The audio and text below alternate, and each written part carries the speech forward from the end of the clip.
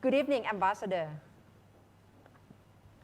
Good สวัสดี evening. ค่ะ Good evening. Great to be with Good evening, you. Ambassador. Thank you for joining us. So far, have you taken the advantage of the easing of the lockdown, like going out for a haircut or dinner or lunch yet? I must say I have, and it's felt very nice. It's felt incredibly nice, but keeping social distancing, or Okay. as we would like to say, keeping physical distancing, but a spirit of social solidarity. Okay. Yeah. So far it seems that you have made so much effort in trying to help EU citizens to return to their countries. Can you tell us a little bit more? Well, indeed, there has been a very big sense of solidarity, I would say, among within the Union, and more than 60,000 EU citizens around the world have returned home under the sort of hashtag "We Take You Home," thanks to EU-funded or partially EU-funded repatriation flights. This has included 33 flights from Thailand with 7,500 Europeans on board. Now, in addition to these flights, also member states have organized some additional flights which were not part of the UCPM process. But I think that what you have seen has been a very, very strong feeling of solidarity and helping our citizens come home. Are there still many Europeans left in Thailand who need help and waiting to go home? Well, let's see that there are please. clearly Europeans still in Thailand. To which extent those who have opted so far to stay in the kingdom need help at this moment is a question itself. You may see that there are still commercial flights available. KLM, Lufthansa, they're flying regularly from here to Europe. You can see on my Twitter that the EU delegation also keeps track of the available flights and shares that with EU citizens so that they know what kind of flights we have still available. I would say that there are probably, of those whom you would consider people visitors, travelers, there may be a little bit under 10,000 still, that's a conservative estimate, left in the kingdom. But of course, the European diaspora in Thailand is very high, and the number of residents, and I can't exactly pinpoint a number because we don't keep track on them that clearly, but who are legally living in Thailand, that number is also quite high. But for many, Thailand is home as well. But as far as you know, do many of them need medical help in any way? Well, I have to say that each time when you have people living in a place, of course, they use medical services, but at this moment, not more than other groups of people living here. I see. Ambassador, and you said solidarity sentiment among European Union members are quite high, but back to European countries, we know that situation is not quite good in terms of the impact from COVID-19 is quite hard on Spain, Italy, France, Germany. So overall, how do you evaluate the situation, especially sentiment in terms of EU shared sentiment? Well, I think that the shared European sentiment, in fact, is doing quite well. And for instance, the President of the European Commission, our government, our executive, Ursula von der Leyen, has in fact said that Europe has become the world's beating heart of solidarity. Now, this is a global pandemic, and it's very important that we realize its global nature, that we don't put ethnicity-based labels on it or geographical labels on it. Some have tried. We in Europe have been very strongly not doing that. Now, we are very open. European societies are very open. We have an open market, we travel, we interact. We are closely involved with each other. And I think that, that during a normal period, this is an extremely good thing. It's a source of peace, stability, prosperity, harmony, development going forward. But I do think that the rapid spread of COVID-19 has really come as a shock to our societies as well. It has overwhelmed some of the most sophisticated health systems in the world, and we have required unprecedented measures. All EU member states have been affected. I mean, you mentioned some, but let me underline that everybody has been affected. You mentioned Italy and Spain. They have been indeed hit very badly. And it's been heartbreaking to see the human suffering. But at the same time, it has been really heartwarming to see solidarity among European citizens, among our states, among our member states. We are dealing with very high numbers, not the highest in the world, but very high, about 1 million cases. You see about 1 million cases all over the European Union.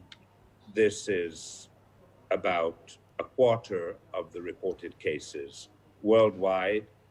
There are about 4.2 million on May 12th was the number, and there have been more than 100,000 deaths out of the nearly 300,000 which we have seen worldwide.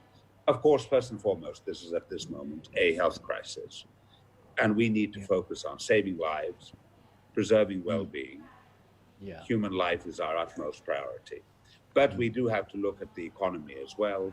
You do see that the drop, which is now being expected, 5 to 10% in 1 year, is about the same as during the Great Depression in the 1930s. Not even during the Second World War did we see this big numbers. But let me note that while we have a huge task ahead of us in economic recovery, our economies were quite resilient when we went into this. A lot of efforts will be needed, but I am optimistic that our economies will bounce back and that we can also deliver to our citizens in terms of sustainable, well-functioning, but also environmentally sustainable economic recovery. Ambassador, the EU solidarity you are talking about was obviously on open display at the fundraising early this month, initiated by EU and attended by many world leaders. Absolutely. And you managed to raise as much as 7 billion euros, right? And so, what is the next step? 7.4 billion euros. Yeah, 7 billion. Over 8 billion. That's a lot of money. Yeah. So, what is the next step? How this money will be expended? Let me underline really the fundament of solidarity with this money, because why do we do this?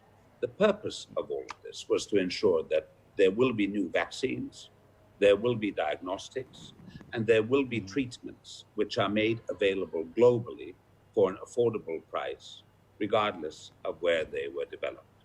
I think all of us have been rather worried about the sort of erosion of the multilateral system, the system which brings solidarity.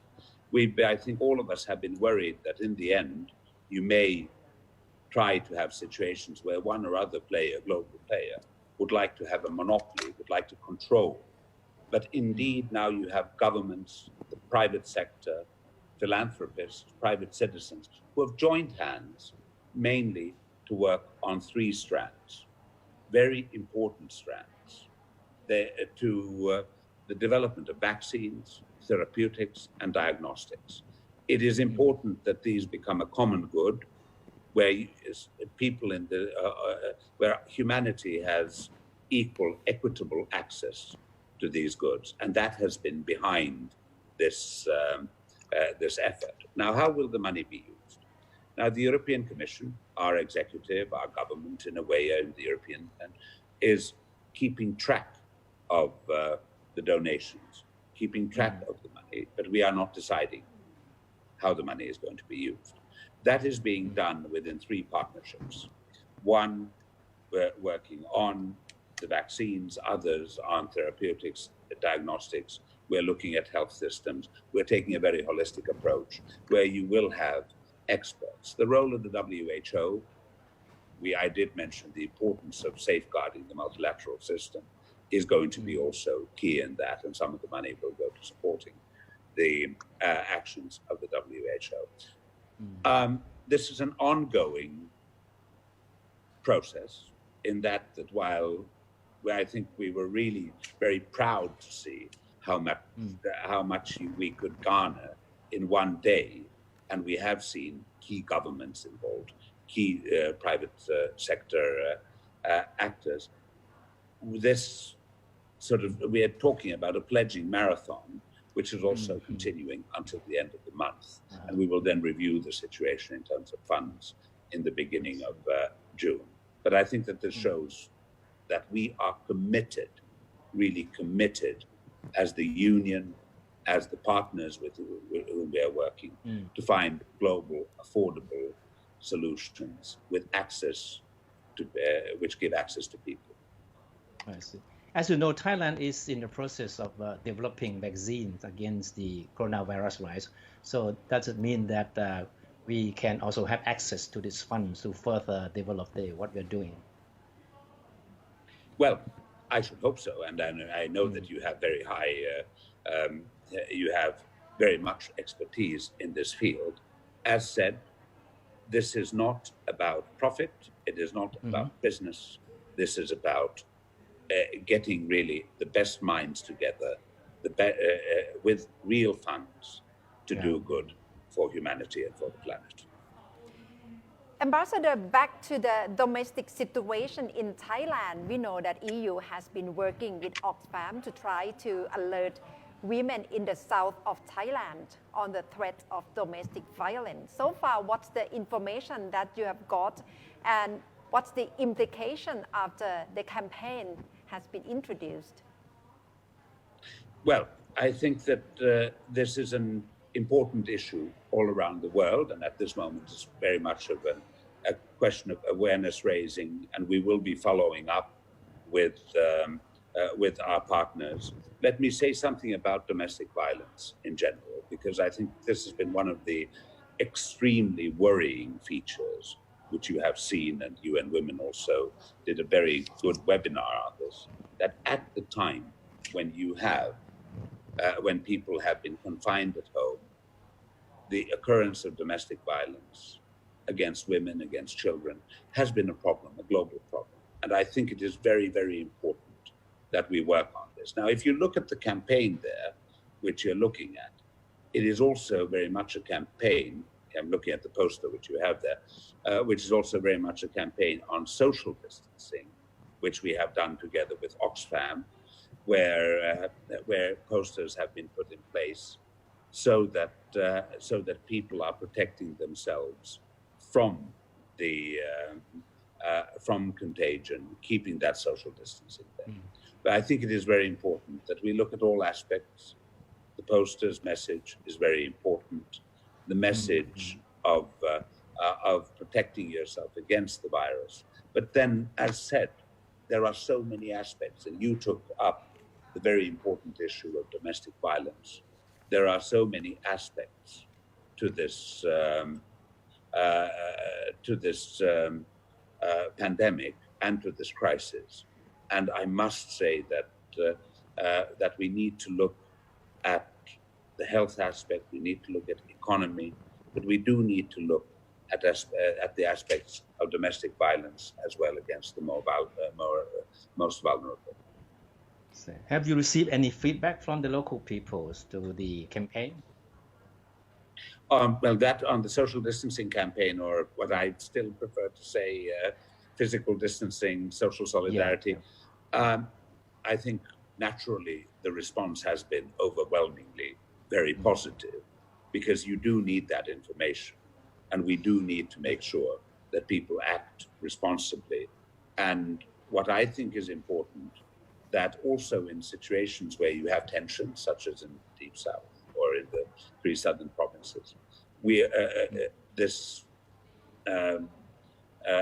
pandemic can serve to build trust between different parts of society. And I think that is a very important process as well. Ambassador, and what about the next batch of European citizens that you are trying to help? When will be the next flight for them to return to their homes? At this moment, as I've said, and this is, I think, a very strong message to European citizens, please follow the information out there. There are affordable commercial options available at this point. I mentioned a few airlines. There are also connections with them through the Middle East. So we don't, at this moment, evaluate that there is a need for a special repatriation flight because the options are there. So if you want to go home, do use those options. And then contact the airlines, look at the websites, see what's available. We know that there are seats available at this moment. So no, there are no very specific plans. There was a first wave when it was really important to get people, especially when certain limitations on flights were put in place. At this moment, while incoming traffic is low, there is outgoing traffic from Thailand. Ambassador, the pandemic has given rise to a lot of talks about the so-called new normal. I don't know how much you buy into this idea of new normal, but if there's to be a real new normal, what would it mean to you as diplomat?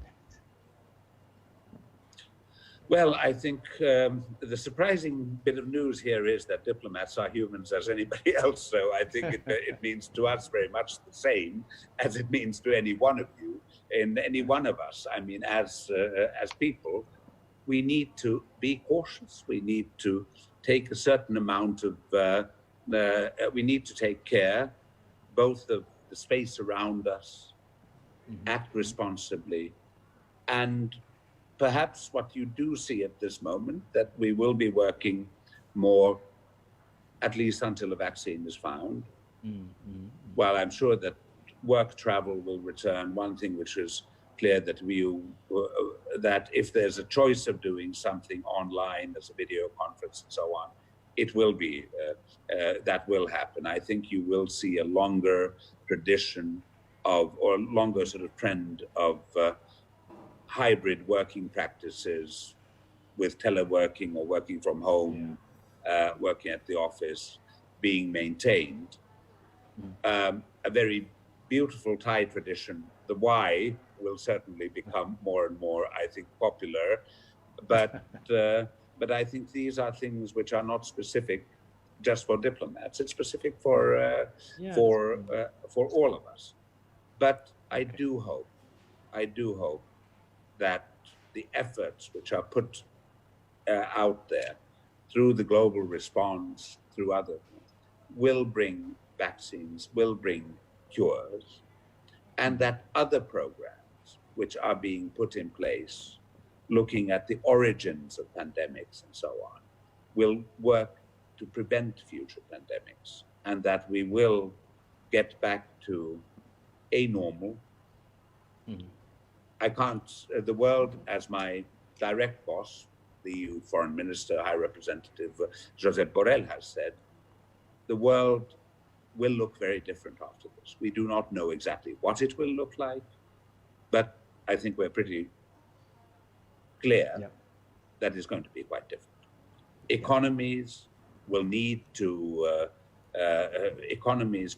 be restored. And let me say one thing about this restoration. We have talked a lot about something called the European Green Deal. We have talked a lot about climate change.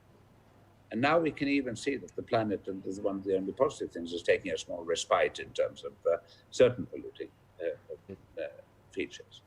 We really need to be responsible and try to make sure that when we rebuild our economies, we take sustainability as our point of departure. Because we owe it to ourselves, we owe it to the planet, we owe it to future generations. And we should not forget these things, even at this time when I think we're all scrambling to find short-term solutions there is a long term there, and we need to be responsible. Yeah, absolutely, Ambassador. Okay. Thank you very much for your view and your keeping us updated about situation in EU and solidarity sentiment. Thank you very much, Ambassador, for Thank joining you. us. Thank you. Thank you. Thank you very much for having me.ค่ะ Thank you. Thank you. Stay safe. And stay safe too. Okay. Thank you. So Thank you. You too. Say Stay goodbye. safe. Say goodbye to you with the traditional Thai wine. ค่ะ สวัสดีค่ะ It's quite fantastic คุณ